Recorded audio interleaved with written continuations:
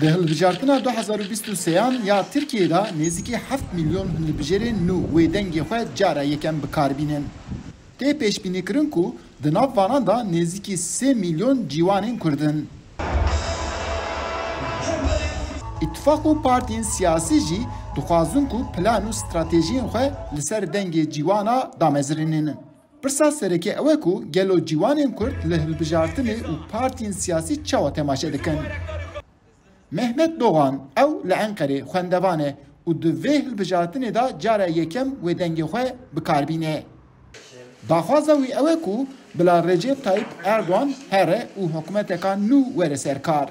Hatta 4-5 sal bu. Tüm AK Parti sermaye, tüm AK Parti yönetimi de. Edina bese çişki değişiklikçi lazım. Bıra AK Partici değişmiş ve xaşiye xaciye bu, xarabiye xaciye bu ama ez dixazime jimi göre bıra değişiklik be. Bıra Erdoğan here. Ciwan herî zêde gazincên xwe di warê mafê derbirînê de dikin. Xirabûna aboriya Tirkiye jî ji bo xwe wek xeterê dibînin. Gelek cîwanên Kurd siyaseta desthilatê ya AKP rexne bikin jî li hin ji wan hê jî AKP ji bo xwe partiyeka sereke dibînin. Mahmud Yetim jî yek ji wan e.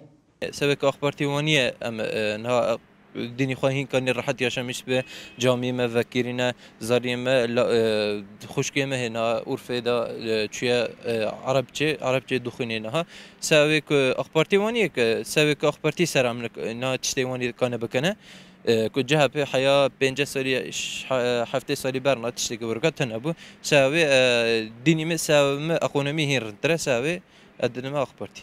Partiya Destilat AKP 20 sale ku di Rêveberiya Tirkiyeyê destilat e.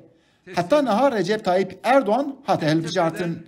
Lê di vê hilbijartinê da navê Kemal Kılıçdaroğlu jî zêdetir derdikeve pêş.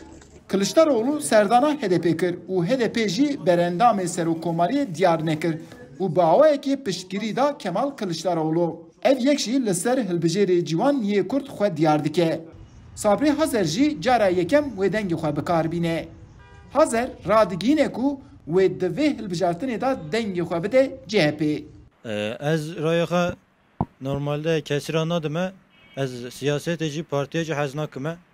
Hema ez mecbur bim raya kesira pêdim, ez CHP ra pêdim. Çira yönetimê me ne krallığa, ez jî yönetimê me Cumhuriyet ez jî ber AK Parti ki mezine CHP mezine ve sebebe ez CHP ra pêdim. Rewşa aborî û demokrasiya Tirkiye herî zêde xwe li ser cîwanan diyar dike. Hin cîwan ji bê şixuliyê, hin jî ji kêm demokrasiyê gazinc dikin. Ew radigînin ku ew ê bersîva xwe dê li 14 Gulanê 2023 da li ser sandiqê diyar bikin. Eyüp Demir, Denge Amerika, Ankara.